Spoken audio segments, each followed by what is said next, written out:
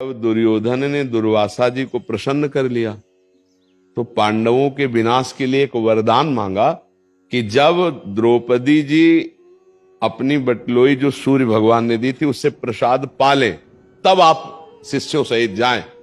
हजारों शिष्य उनके कहते 60,000 शिष्य थे और उस शिष्य मंडली से आप स्वागत स्वीकार करें। देखो 4 महीना सेवा का ये फल मांगा दुष्ट बुद्धि उनके विनाश के लिए। अब दुर्वासा जी ध्यान के द्वारा देखा जब द्रौपदी जी बटलोई से पा चुकी तो उसमें वरदान था कि जब तक द्रौपदी जी नहीं पाएंगी तब तक वो चाहे हजारों 10,000 आ जाओ पालो, अगर द्रौपदी जी ने पाले फिर कुछ नहीं होगा उसमें। दुर्वासा जी पहुंचे शिष्यों के साथ, महाराज युधिष्ठिर जी ने देखा, प्रणाम किया, महाराज स्वागत है आपका, आओ प्रसाद की व्यवस्था, क्योंकि संतों से ऐसी बात की जाती। तो उन्होंने कहा मैं आता हूं प्रसाद पाने, यमुना स्नान करके थोड़ा अपना नित्य कर्म करके आ रहा हूं। युधिष्ठिर जी कांप गए कि इतने शिष्य हैं, कंदमूल फल भी इकट्ठा नहीं हो सकता। द्रौपदी जी से पूछा बटलोई में पा लिया आपने? बोले पा लिया। वो तो बिल्कुल शिथिल हो गए। द्रौपदी जी ने कहा शिथिल क्यों हो गए? बोले दुर्वासा जैसा महर्षि आएगा और प्रसाद पाने को नहीं मिलेगा, साफ ही दे देंगे, अब क्या होगा? तो उनका तुम्हें एक बटलोई पर विश्वास है, श्री कृष्ण पर नहीं, जो विश्व का भरण पोषण करने वाले। जे ही याद किया, क्योंकि चीरहरण से और विश्वास शरणागति पुष्ट हो गई थी। जे तो भगवान देखा सामने से आ रहे, कृष्णा बहुत भूख लगी, द्रौपदी को कृष्णा कहते थे।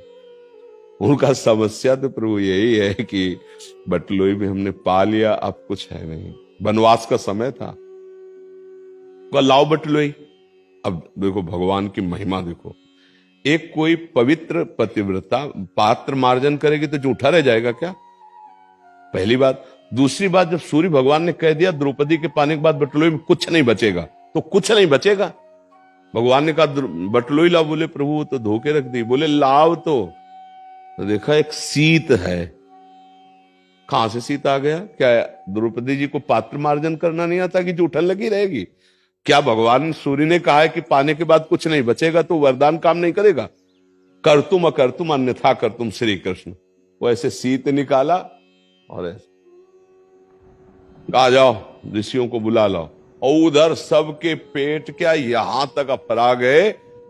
भीम जी गए और कहा प्रभु दुर्वासा जी से पकवान सब तैयार हैं, आओ महाराज। बोले भाई आचमन करने की जगह ले रह गई, जो चाहो वरदान मांग लो, पाने की बात मत कहना, शिष्यों से पूछ लो। शिष्यों ने कहा गुरु जी बिल्कुल यहां तक।